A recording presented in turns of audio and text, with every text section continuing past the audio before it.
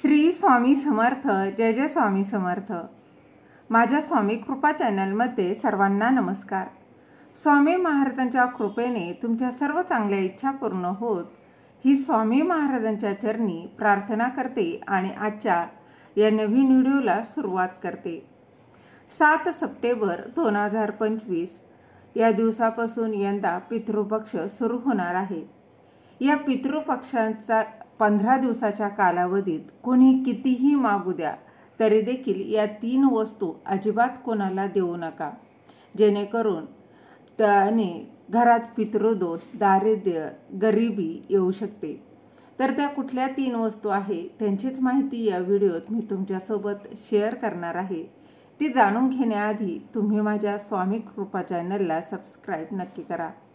यंदा पितृपक्ष हा 7 सप्टेंबर 2025 या दिवसापासून सुरुवात होणार आहे. ती 21 सप्टेंबरला म्हणजे सर्व पितृ अमावस्येला हा पितृपक्ष जो आहे तो संपणार आहे.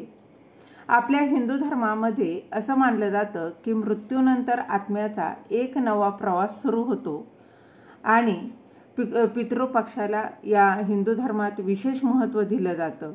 पितृपक्षामध्ये कोणत्याही प्रकारचे शुभकार्य केले जात नाही. पितृपक्ष किंवा श्राद्ध पक्षाला हिंदू धर्मात विशेष महत्त्व आहे. दरवर्षी भाद्रपद महिन्याच्या पौर्णिमेपासून पितृपक्षाची सुरुवात मानली जाते आणि ती अश्विन महिन्याच्या अमावस्येला संपत असते. हे पितृपक्षाचे 15 दिवस हे अत्यंत शुभ मानले जातात. असं मानलं जातं की या काळात पूर्वजांसाठी तर्पण, श्राद्ध, पिंडदान केल्यानं पूर्वजांच्या आत्म्याला शांती मिळते आणि प्रखर पितृदोषापासून मुक्तता देखील मिळत असते. धार्मिक मान्यतेनुसार असं केल्यानं पूर्वज हे आपल्यावर प्रसन्न होतात, ज्यामुळे जीवनात कधीही कोणत्याही गोष्टीची कमतरताही आपल्याला भासत नाही आणि त्यामुळेच आपण या पितृपक्षामध्ये आपल्या पितरांच्या तिथीनुसार श्राद्ध, पिंडदान जे काय आहे ते करतच असतो. पितृपक्षाचे हे 15 दिवस हे अत्यंत महत्त्वाचे असल्यामुळे या 15 दिवसांमध्ये काही महत्त्वाचे नियमसुद्धा पाळले जातात. काही नियमांचं पालन जे आहे तर ते आपल्याला आवर्जून करावेच लागतं, पाळावंच लागतं. कारण पितृपक्षाचे 15 दिवस हे आपल्या पूर्वजांना समर्पित असतात आणि म्हणूनच आज या व्हिडिओत मी तुम्हाला अतिशय महत्त्वाची माहिती सांगणार आहे. आपल्याला पितृपक्ष संपेपर्यंत आपल्या घरातून या 3 वस्तू कोणालाही द्यायच्या नाहीत. आणि अशा कोणत्या त्या 3 वस्तू आहे ज्या आपल्या बघा कोणालाही दिल्यानं बघा त्यानं पितृदोष निर्माण होऊ शकतो. पितृपक्षामध्ये या वस्तू देऊ नये हे 99% लोकांना अजूनही माहीत नाही. जर आपण कळत नकळत या 3 वस्तू जर पितृपक्षामध्ये इतरांना दिल्या तर आपल्या घरातील लक्ष्मी ही साथ सोडून जाते.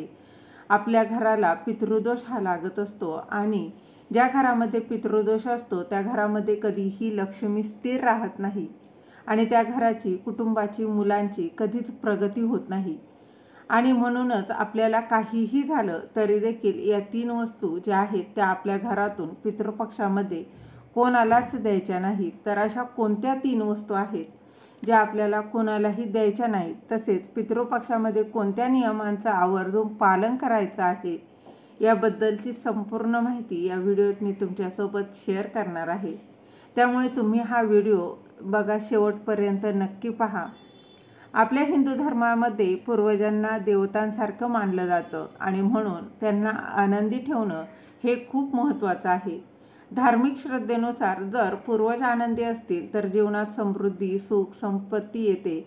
जर पूर्वज नाराज असेल तर त्या व्यक्तीचं जीवन हे अडचणींनी, दुःखाने नेहमीच भरलेलं असतं. त्या व्यक्तीच्या जीवनात सतत संकट, अडचणी, अडथळे हे येत असतात आणि म्हणून पितृपक्षात दररोज तर्पण करावं. परंतु ज्यांचे पालक जिवंत आहेत त्यांना तर्पणाचा नियम हा अजिबात लागू होत नाही. ज्यांचे पालक जिवंत आहे त्यांनी दररोज सकाळी सूर्यदेवाला जल अर्पण करावं आणि त्यांच्या पूर्वजांचे आणि आवडत्या देवतांचे नामस्मरण करावं, ध्यान करावं. जर आई वडील ह्यात नसतील किंवा दोघांपैकी एक ह्यात नसेल म्हणजेच जिवंत नसेल तर त्यांनी पितृपक्षात दररोज दक्षिणेकडे तोंड करून तर्पण द्यावं. तर्पण नेहमी पाण्यात दूध आणि काळे तीळ मिसळून द्यावं. बघा, जर काळे तीळ असतील तर ठीक आहे, नसेल तर तुम्ही पाण्यात नुसतं पाण्याने देखील दक्षिण दिशेकडे तोंड करून तर्पण द्यायचं आहे. या पितृपक्षामध्ये आपले पूर्वज जे असतात तर ते मृत्यूलोकातून पृथ्वीवरती येत असतात आणि ते कोणत्या ना कोणत्या रूपामध्ये आपल्या आजूबाजूलाच असतात. म्हणून या पितृपक्षामध्ये दररोज पहिली भाकरी चपाती जी काही आहे ती गाईला खाऊ असं केल्यानं देवी देवतांचा आशीर्वाद हा मिळत असतो. शास्त्रामध्ये असं म्हटलं आहे की पितृपक्षात पूर्ण भक्तीनं गाईला चारा किंवा चपाती खाऊ घालावी, तर श्राद्ध कर्माचे पूर्ण फळ जे आहे ते प्राप्त होतं आणि पितृ जे आहेत तर ते देखील यानं संतुष्ट होऊन आपल्याला सुखी संसाराचे आशीर्वाद देत असतात. तसेच पितृपक्षामध्ये दररोज सकाळी आणि संध्याकाळी दक्षिणेकडे तोंड करून पूर्वजांच्या नावाने एक दिवा आवर्जून लावावा. कारण दक्षिण दिशा ही जी असते तर ती पूर्वजांची दिशा मानली जाते आणि आपले पूर्वज हे पितृपक्षात दक्षिण दिशेकडून पृथ्वीवरील त्यांच्या नातेवाईकांकडे येत असतात.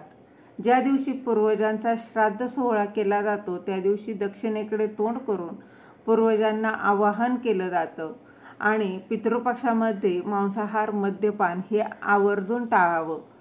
काही लोक बघा असे आहेत की गणपती विसर्जन झालं की मांसाहार करत असतात, परंतु हे फार चुकीचं आहे. पितृपक्षात देखील मांसाहार मद्यपान जे आहे ते आवर्जून टाळावं. यज्ञ अनुष्ठान किंवा इतर धार्मिक कार्यसुद्धा पितृपक्षामध्ये करू नये.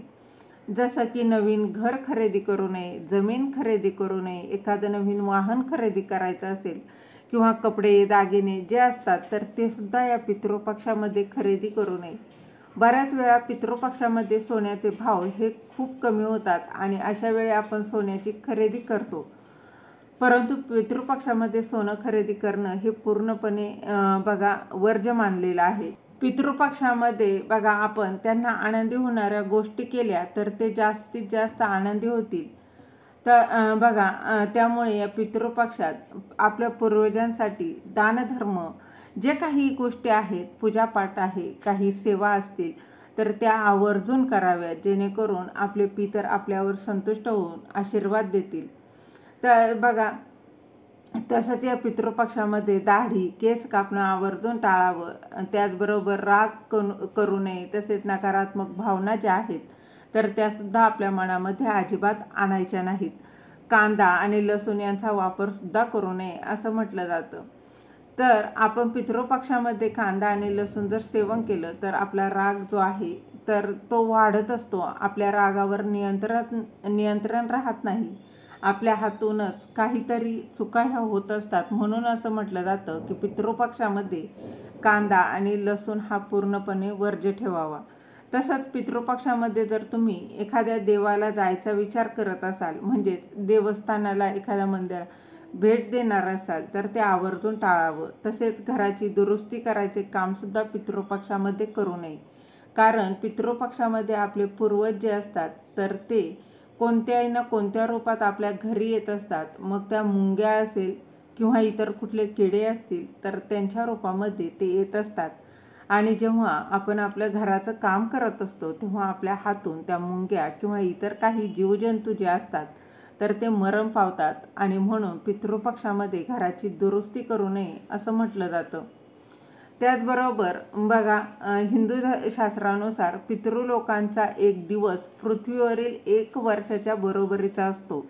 जिथे वेगवेगळ्या जगात काळाची गती ही वेगळी मानली जाते आणि शास्त्रानुसार पितृलोक हे असं स्थान मानलं जातं जिथे मृत्यूनंतर काही काळ आत्मे राहतात.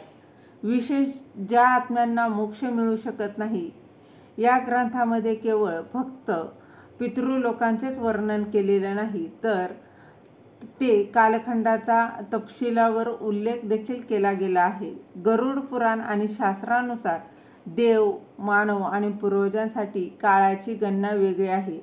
मानवाचे 360 दिवस हे देवांच्या एका दिवसासारखे आहेत आणि मानवाचे 30 दिवस हे पूर्वजांच्या एका दिवसासारखे असतात. आणि या गणनेनुसार लोकांचा एक महिना पृथ्वीच्या 30 वर्षा इतका आहे आणि पितृलोकांचे एक वर्ष हे पृथ्वीच्या 360 वर्षांनी इतकं आहे. आणि त्याचबरोबर बघा, यमराजाला धर्मराज असं म्हणतात. तो पितृलोकांचा अधिपती आहे. मृत्यूनंतर आत्म्याचा न्याय करणं आणि त्यांना स्वर्ग, नरक किंवा पुनर्जन्माचा मार्ग दाखवणं हे यमराजाचं काम असतं.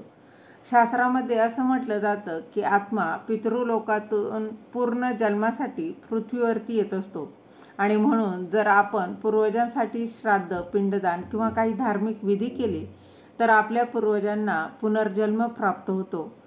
आपल्या पूर्वजांच्या आत्म्याला शांती मिळत असते आणि आपले पूर्वज हे बघा आपल्याला भरभरून आशीर्वाद देत असतात आणि म्हणून पितृपक्षामध्ये आपल्या पूर्वजांच्या तिथीनुसार श्राद्ध, पिंडदान जे आहे तर ते केलं जातं. या पितृपक्षामध्ये कोणत्या नियमांचं पालन करावं तर पहा, पितृपक्षामध्ये आपले जे पूर्वज असतात तर त्यांच्याबद्दल वाईट कधीही बोलू नये. बऱ्याच वेळा आपल्या पूर्वजांबद्दल आपण काहीतरी वाईट गोष्टी बोलत असतो, कारण त्या काळामध्ये काहीतरी अशा गोष्टी घडलेल्या असतात आणि म्हणून आपण काहीतरी वाईट बोलत असतो. परंतु पितृपक्षामध्ये आपल्या पूर्वजांबद्दल कोणत्याही वाईट गोष्टी मनात आणू नये. त्याचबरोबर वाईट गोष्टी ज्या आहेत तर त्या बोलू नयेत. तसेच या पितृपक्षाच्या दिवसांमध्ये कांदा, लसूण, मांसाहार, मद्यपान इत्यादींचं सेवन अजिबात करू नये. तसेच घरातील वडीलधाऱ्यांचा आणि पूर्वजांचा अपमान करू नये. त्याचबरोबर पितृपक्षामध्ये शुभ कार्य, मुंडन जसं की लग्न आहे, गृहप्रवेश आहे, नामकरण विधी आहे, असे जे काही धार्मिक विधीसुद्धा करू नये.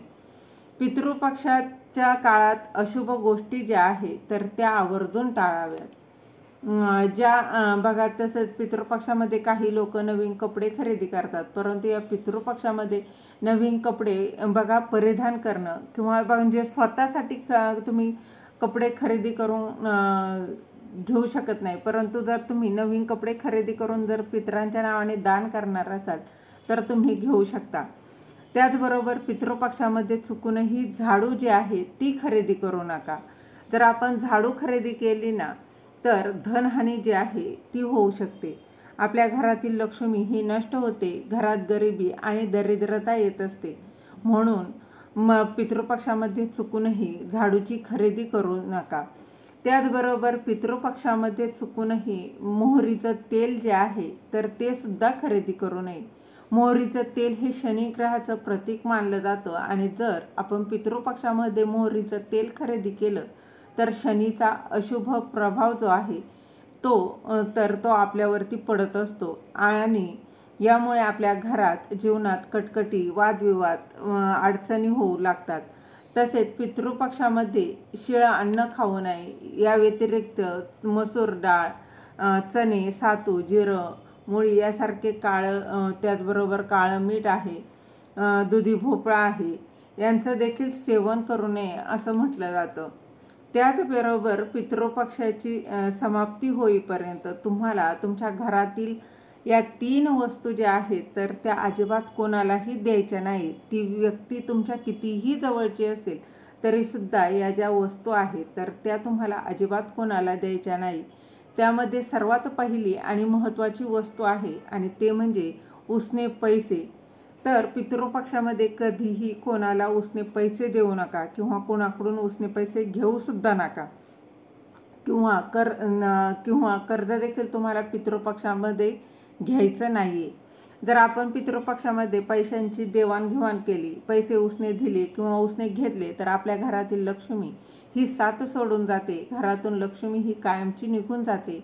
त्यामुळे धनहानी होत असते आणि आपल्याला आर्थिक समस्या ज्या आहे त्यांना सामोरं जावं लागत असतं. म्हणून पितृपक्षामध्ये चुकूनही तुम्ही पैसे उसने देऊ नका किंवा कोणाकडून उधारही घेऊ नका. यानंतर पुढची वस्तू आहे आणि ती म्हणजे कुशा. कुशा हे एक गवत असतं जे पितृपक्षात वापरलं जातं. कुश हे सर्वांनाच माहीत आहे, ज्यामध्ये आपण पितरांना तर्पण करत असतो. त्यावेळी कुशाचा वापर जो आहे तर तो आवर्जून केला जातो. कुशाशिवाय पूर्वजांचं पितरांचं तर्पण सुद्धा पूर्ण होत नाही, ते अपूर्ण मानलं जातं. त्यामुळे आपल्या घरातील कुश जे आहे तर ते चुकूनही कोणालाच द्यायचं नाही. कोणाकडे नसेल तर काय होतं की एखादी व्यक्ती जी असते ती आपल्या शेजारची, तर ती आपल्याकडे मागण्यासाठी येतात, पण चुकूनही आपल्या घरातील कुश जे आहे ते ती कोणालाही चुकूनही देऊ नका. यानंतरची पुढची वस्तू आहे ते म्हणजे तांदूळ. बघा, पितृपक्षामध्ये दान करणं हे सर्वश्रेष्ठ मानलं जातं. पितृपक्षामध्ये दान केलं तर त्याचा आपल्याला दुपटीने त्याचं फळ प्राप्त होतं, परंतु दान करताना आपल्याला पैशांसोबतच तांदळाचं दानसुद्धा करायचं नाही. तांदूळ जे आहे तर ते चुकूनही कोणाला द्यायचे नसतात, कारण पितृपक्षामध्ये तांदळाची आपण खीर बनवतो, दही भात बनवत असतो आणि ते पूर्णपणे आपल्या पूर्वजांना समर्पित असतं. म्हणून शक्यतो तुम्हाला या पितृपक्षाच्या 15 दिवसामध्ये कोणालाही तांदूळ जे असतात तर ते द्यायचे नाही.